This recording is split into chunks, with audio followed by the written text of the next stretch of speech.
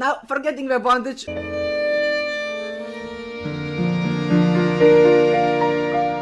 we go back to the pleasure. Pleasure's like that kind of bondage. Yes! Yes! Like all pleasures, it can be abused and addictive. People who wouldn't feel that much of an effect from it anymore and would want to seek bigger pleasure out of it might resort to experimenting and enhancing the experience with certain toys or roleplay, like dildos. Cause there is no cock like horse cock. Send your asshole into shock. Thing is though, if toys satisfy a person better than his partner, he might not be able to do it without them anymore.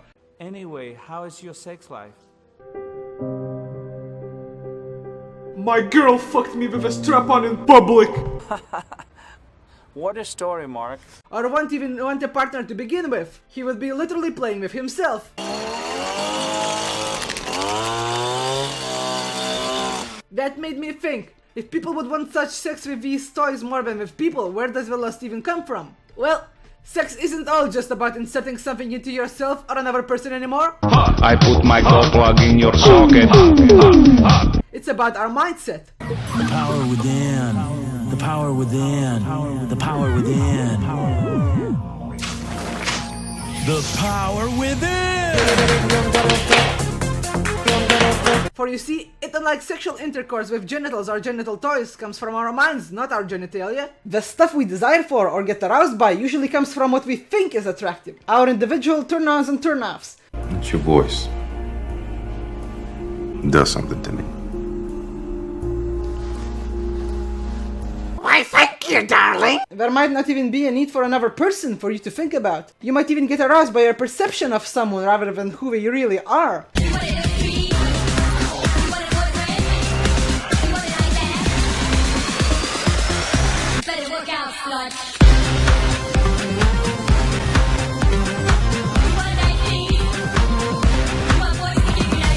I'm so fucking sick and tired of the Photoshop. Just like when you fap to a hottie who's actually a 60-year-old man behind a screen role-playing. Hello, I totally am the person from the picture I've sent you.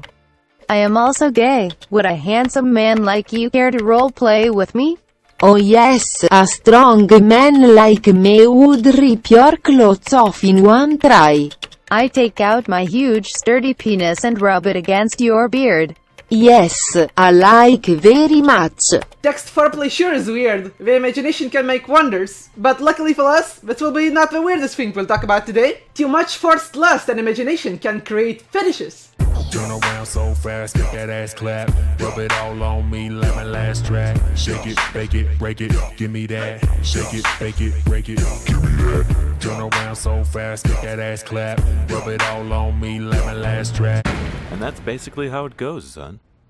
Fetishes are a non-genital body part, or an object, or even an activity a person might get attracted to. I sure do love a man in a uniform. I'm a woman! Yes, even things like tits or an ass isn't technically a genitalia, so it's considered a fetish. Say what? Say what? They are known as partialism. Ass, titties, ass and titties. Ass, titties, titties, ass and... Beautiful eyes of a Hispanic lady, as clear as the ocean, reflecting the ever-burning sun. What? It's still a fetish. But how do these fetishes come to life? Well, there are millions of fetishes and all of them have different ways to come to an existence. One does not get a fetish instantly. I eat ass. I eat a lot of ass. It develops over years of our development stage I call puberty. Whoops. That was real. I hit puberty. While we are growing. Faster, faster everyone! Billy's growing faster, he's about to become a teenager. Sadness, anger, control yourselves. Morality, you got to keep up or Billy will end up without friends. Has anyone seen Innocence? Oh shit, it's puberty! Everyone get out of the way! 3545, I find you all sexy tonight. Let's just say your mind does not put the two and two together quite right. For example, was turned on a kid, but his brain doesn't get it. He's seen naked women before. How come he didn't get attracted then? There's a small chance the brain might come to a conclusion. This is attractive. You know, I'm a creative genius and there's no other way to word it. This attraction may stay with a kid even after puberty till the rest of his days. A teen in his puberty stage is still learning what is considered sexual. No, don't! Don't! Traps Illustrated? Freddy! I read it for the articles. Oh, nigga, you gay! A weak mind can be corrupted by sexualizing pretty much anything that relates to one's current life and emotions during the development stage. 天地の狭間に迷えしこらより生まれし邪悪な精霊よ Stop! What's the meaning of this? This is supposed to be a PG channel. But anime does this all the time on kids shows! Just like our fears, they can come through outside influences that messes with our minds. Have you seen this man?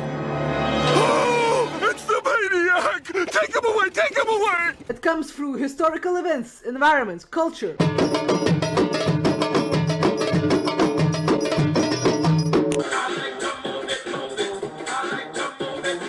Media. And many other influences. Mainly though, it comes from our history. The way we've witnessed an object or an activity or even a person portrayed in our psyche. Well, how about a few pictures? Touch-out always plays in the sticks. Oh, isn't that nice? Now, there is a politician who cares. If I ever vote, it'll be for him! Once lust comes in, it fills in the unknown information about your desired object, tricking you and masking them as a perfection in your fantasy.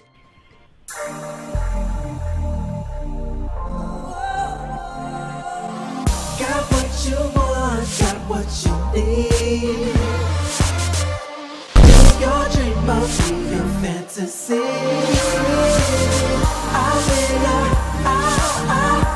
Sarah? Sarah? Clean enough? Now, knowing a person in lust prefers fantasy over reason or reality, we know that our conscious imagination might influence us towards creating quite dirty perception. But who can resist this? Suggestive memory pretty much is responsible for our emotional and sexual attachments. Everywhere I look, something reminds me of her. For example, sexualizing a thing which makes you happy as a child during puberty stage could make your brain think you're attracted to it.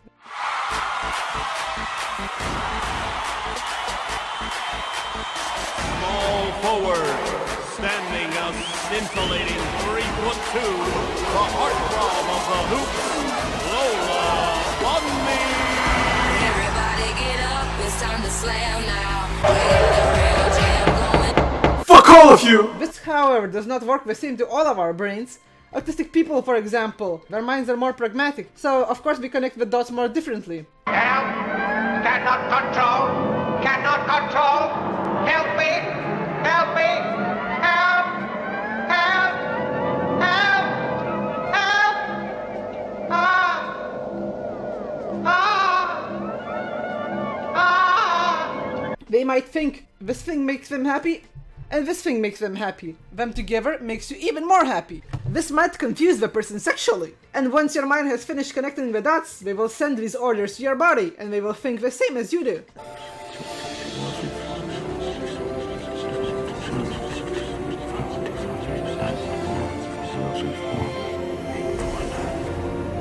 Autism has become an epidemic.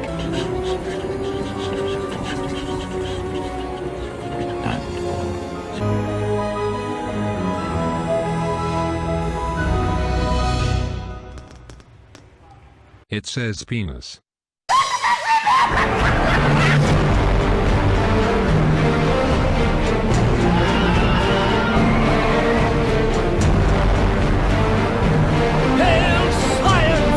Now, that is why it's so much easier for autistic people to get fetishes. For a normal mind though, there's many ways someone can be rushed towards wanting to find something sexual during puberty. One of the most basic lust rush mindsets can even come from society and media rather than from ourselves. She's wet, got it going like a turbo vet. So, fellas. Yeah. Fellas. Yeah. Has your girlfriend got the butt? Hell yeah. So shake it. Shake it. Shake it. Shake it. When you're weak-minded like depressed people, you are more tend to get addicted towards pleasure. Like pornography and emo girls. Combining that with teen sexual development stage, you can create insane results. It's spontaneous bootay! Hey honey, you ain't ready for this bootay. That is how awareness of fetishes come to life for most people. Hell no, to the no, no, no, hell to the no. Now hold your vomit. We're going to try and understand them. The things that affect us the most in our development stage is appearance. I'm not bad. I'm just drawn that way. Yeah, and voice acted too. Smells. All set. La la la la la la la la la.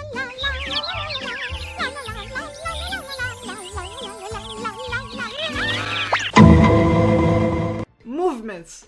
Don't underestimate the importance of body language. Oh, my back. And many other things that existed both in our mind and a reproductive organ alliance. And we still do in animals. When it comes to the giraffe courtship rituals, things get a bit gross. Or kinky, depends on what you're into. When the male is ready to mate, he bumps and rubs the butt of the female, trying to get her to pee. He goes in for a slurp and gulps up a mouthful of tinkle. Kinky. The only thing I can do is to drink my own pee. Peace. But there is just some new fetishes animals do not possess. A teen might get turned on by seeing things like black leather.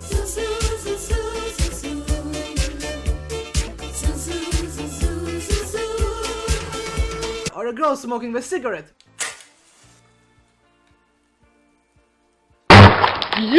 For it would mix with his emotions of rebellion or some other related emotion of his current life. Oh, Monty, you saved me. And to think I was once in love with that dirty lowlife, with his arrogant smirk, gutter mouth, tough guy attitude, macho tattoos, hair that can't be tamed, prison sculpted body.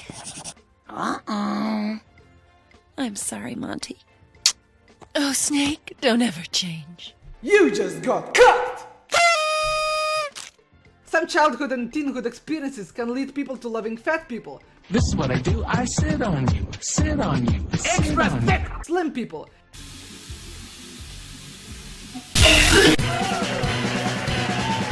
Dress appropriately.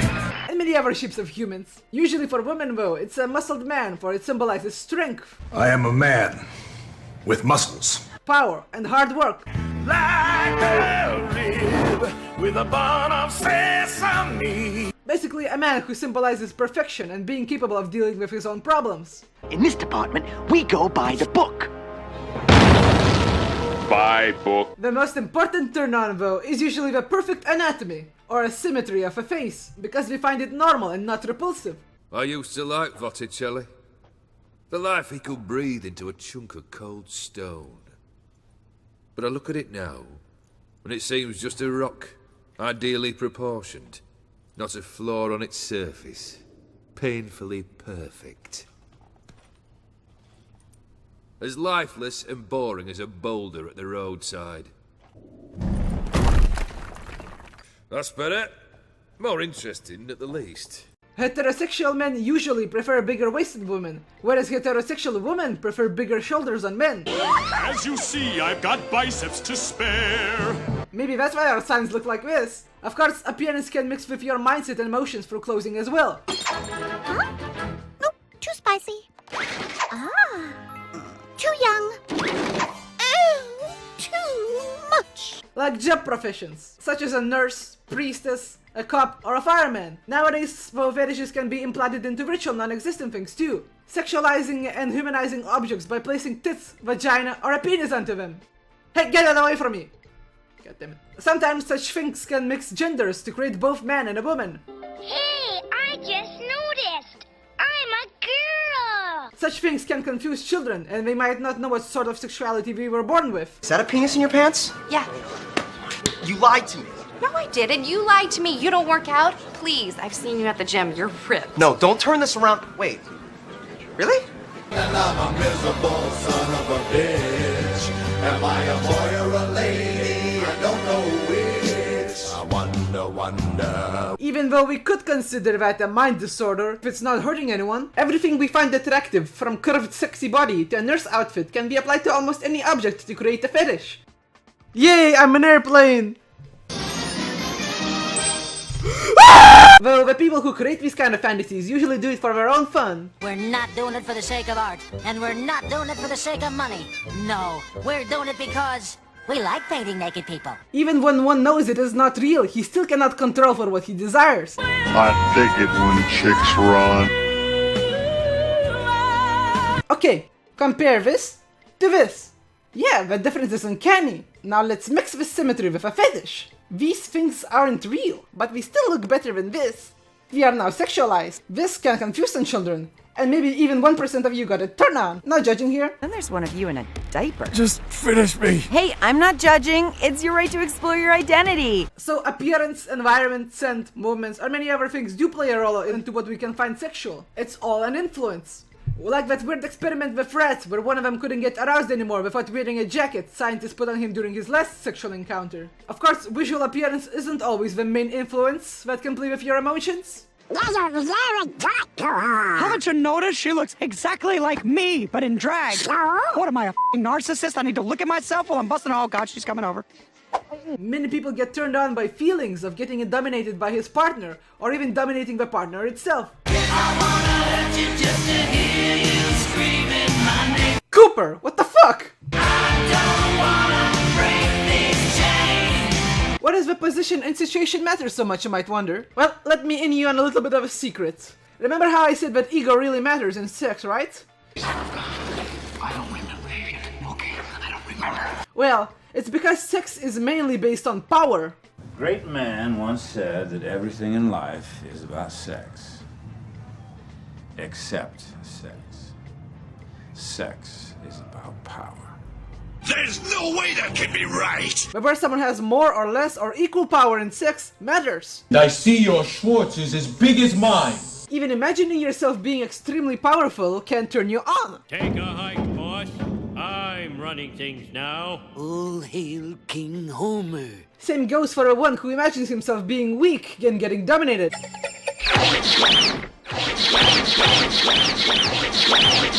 Look! This is wrestling! This! Mister, you better take your gay porn and walk right out of this bar. Now, obviously, in sex, it isn't just your partner that matters, it's also your own image. And I love myself. The world is a ghetto, big guns and dick ride. I love myself, but I can do What am I, a f***ing narcissist? These type of fetishes are hardest to get rid of, for they play with our positions in life, our personality. Adding meaning to something or someone makes you care for it.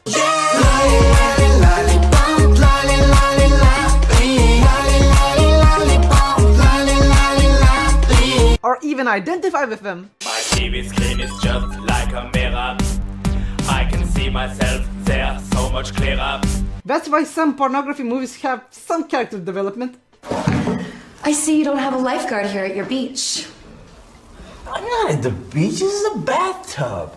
Even if he'll deny it, deep inside he will still want that fantasy, because it is better than what the actual life can offer to him. Some roleplay to at least grasp the slight amount of this fantasy. Ahoy! Thar be boobies. You're ruining it! I want you to take me like Captain Jack Sparrow.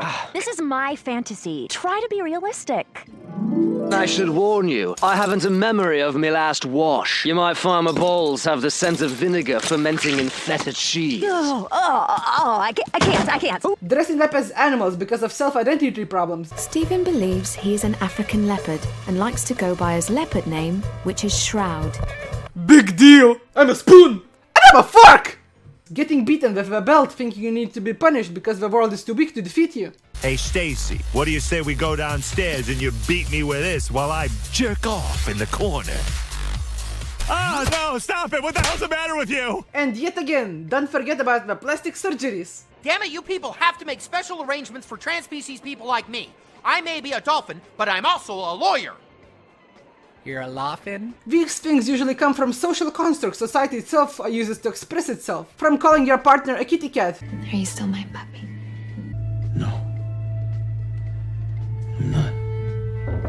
Nice job, team. To arresting you for doing bad actions. I can break these cuffs. You can't break those cuffs. Heck, even something as being a hero can relate to doctors because they help you with the problems you cannot do on your own. I need a doctor.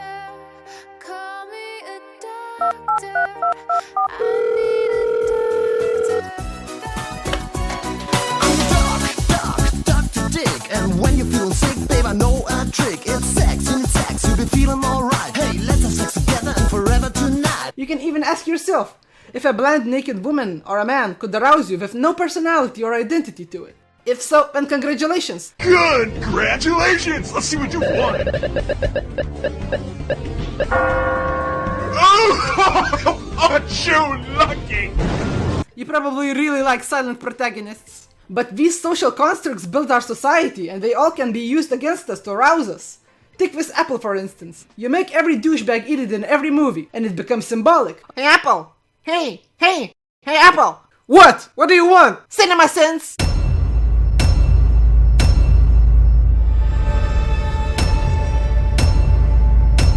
The snake said, "Hey Eve, try eating this apple. It'll make everyone look even more like an asshole. Let's give you an apple to eat in this scene so you'll look like even more of an asshole. Let's have Maximus eat 14 apples. It'll make him look like 14 assholes. Let's have you disintegrate an apple. It'll make you look like even more of an asshole." Someone, or something, ate the apple and was an asshole.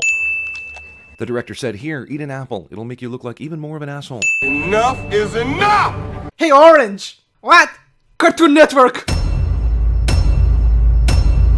Of course, you can always reverse the meanings by doing the opposite. The impact has to be big enough though. But now you know it's our thoughts on those objects or actions is what makes us get attracted to them. The internet continues to spread lies about you, Supreme Leader. They are jealous of your power and good looks. That is why if someone who symbolizes lameness like a parent touches your favorite meme, you try to avoid it from now on. Fucking normies! What? Well, we just came to support you. We love games, too. It's over 9,000! You like it? You bet. Dicks out for Harambe. Like, I got... Come on, Eric. Let's try to battle your Pepe with my gondola. No, that's okay, man. Hey, Stan, look at my new bumper sticker. Isn't that cool? No? Screw this, dude. Something as simple as reading words can turn someone on with a good enough imagination. That's how text foreplay happens. We all have our own idea of what we find sexual. I want to see some Pokemon fucking. They should make Pokemon XXX. That shit would sell millions of dollars. They prefer seeing that idea instead of an actual person being in their position and their imagined situation. Even during sex, a person could be thinking about someone completely else in that fantasy bubble of his. Hey, yo! Now, since we know how fetishes work and are created subconsciously in our heads, I've got some news for you. Extra! Nearly all of us have at least some form of fetishes inside of us. Oh, don't deny it. You've loved it. Sure, some are healthy like blue eyes or yellow hair, and some are, well, this. But we're all learning more about ourselves, and maybe this could even bring more of an understanding towards those who are, let's say, cursed towards more disgusting fetishes. Okay, naked, jacuzzi, Pepto-Bismol, toenails, shave my buttocks. How much would that cost? Jeez. Honey, you have quite an imagination. $3,000. Okay, 3,000 is the close. Who has 3,000? Carlton had 2,800. He's the closest. Our fantasies are just fantasies after all. Get his son! What the hell is he doing? Super Saiyan! Super Saiyan! What the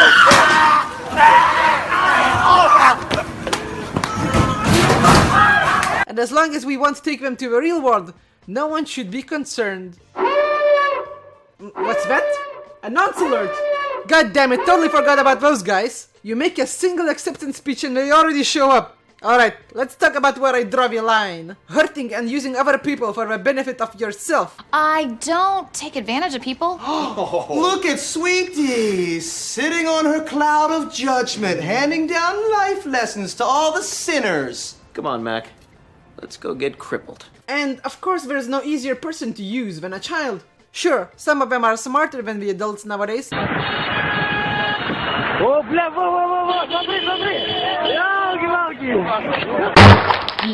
But they're still pretty easy to manipulate. Let's talk about pedophilia disorder and how does it work? First of all, no one is born a pedophile. Alive!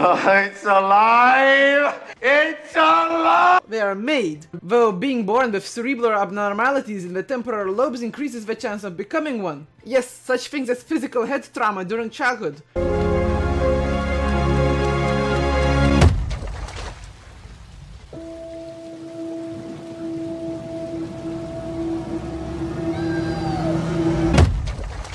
or just having a low intelligence to begin with. After all, more than 60% of tested pedophiles participated in the special education classes. Don't call me stupid. Oh, right! To call you stupid would be an insult to stupid people! You think you're an intellectual, don't you, ape? Apes don't read philosophy. Yes, they do, Otto. They just don't understand it. Clearly, we progress slower than normal people and may even be stuck in their childhood altogether. A lot of them have antisocial disorders as well, so they are pushed into the loneliness. While they are lonely, pedophiles usually relate more to the kids than to the adults, both personality-wise and belief-wise. I'm addicted to being an adult baby. I dress as a baby as often as I can. Whenever I come home, I always slip into one of my cute little outfits, and it helps me wash away all the stress of the big, tough world. You know, that actually sounds great, but if you're not the one dealing with a tough world, who is? Oh dear God! You're an actual monster! Take advantage of people? Yet their body has already entered a stage where it wants to reproduce. Them being mentally weak can lower their power level so much they would think any woman above their age is too motherly to be attractive. So it goes for the next worst thing. You could say society going down on a person, turning them into outcasts and causing extreme stress can actually increase the chance of becoming a pedophile. Ironic, since that's pretty much the only way we know how to deal with monsters. Oh, don't listen to them. They don't have to be so mean. Come on, buddy. You've got courage now. We do a simple time to 15. I guess you're right. Of course I'm right. You'll see. It's gonna be fine. I just don't have the heart. The last quite common theory why pedophiles exist is that them or an innocent character they know gets raped against their own will, causing highest level of mental trauma. Well, I'll rent you that bunk up there, but the rent ain't cheap. Well, that'd be just You got swell. any jelly or some kind of syrup or something? For what? For eating my with. The abused brain of a victim either wants to identify with the abuser or to conquer the powerlessness by becoming an abuser. What has happened to you? This place happened to me. Is it that bad? It ain't Kansas, sugar pop. High sexualization of children may trigger this fetish at a young age as well, and moving out of it may be hard. That's Anastos. He's the prince of the elven realm. He's a fella. My God, he's beautiful. Technically, his people don't have a gender. And they don't age. They just stay 13 forever. What, did Henry Darger write this? What the hell kind of movie did you drag me to? Ironically, a lot of anime shows are filled with stuff just like that. Of course, pedophiles may choose not to act on their urges. I can't take it! Get out of here! But an uncontrolled pedophile would go for a child, just like an uncontrolled psychopath would go for an innocent animal. Stupid, worthless dummy. I hate you so much. I killed the fuzzy ones. We can't take extra chances by having a predator like that amongst our midst. Pedophiles come in all shapes and sizes for many reasons, and treating that kind of sickness is near impossible with our current research on how fetishes work. You're pretty much the black side of a black and white. The villains of the show, the heroes would have nothing to do with that. Seymour, we got nothing to write about anymore. Everyone in the country, every country in the world are holding hands now, singing songs about peace and love. It's like living in a goddamn global hippie commune. I could look for something in the crank file. Run whatever you like. Leave it entirely in your hands.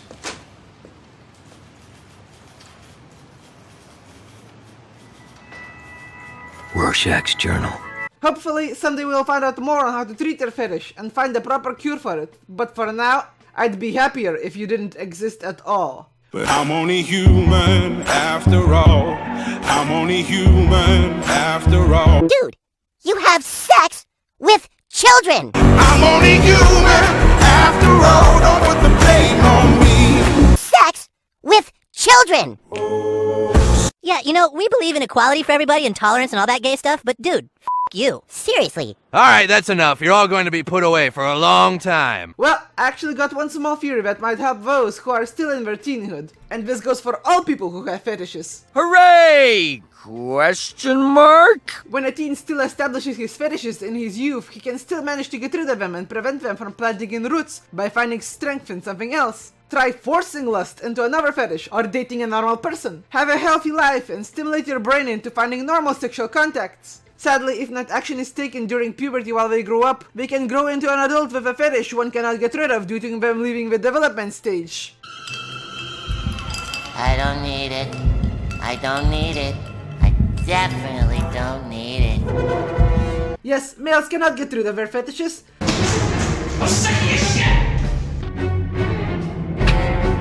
They can only get tired of them like an old husband with a dead empty ballsack who moves on to something stronger that will give him joy. Women though, their sexuality with a certain fetish has been proven to be fluid. They can move on to another thing so much more easily with enough human experimenting. Ooh, what do we have here? The creator of a mildly popular kids show, and her idea behind it? Let's see. My goal with the show was to really tear down and play with semiotics of gender in cartoons for children. Yeah.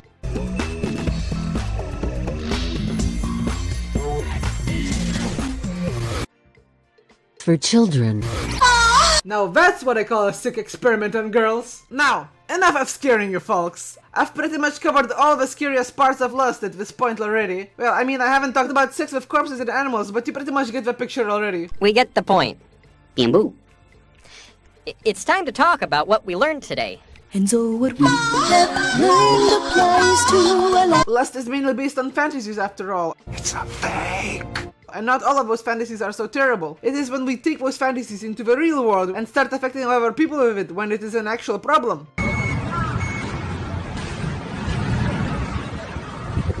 We're a long way from Texas. It leads to rape or prostitution. Perhaps my girls could help you. Interested in the unusual. Got a special request. Just need to keep this between you and me. You know well I shouldn't. Hey, who cares? How might I help? Gwent, you play?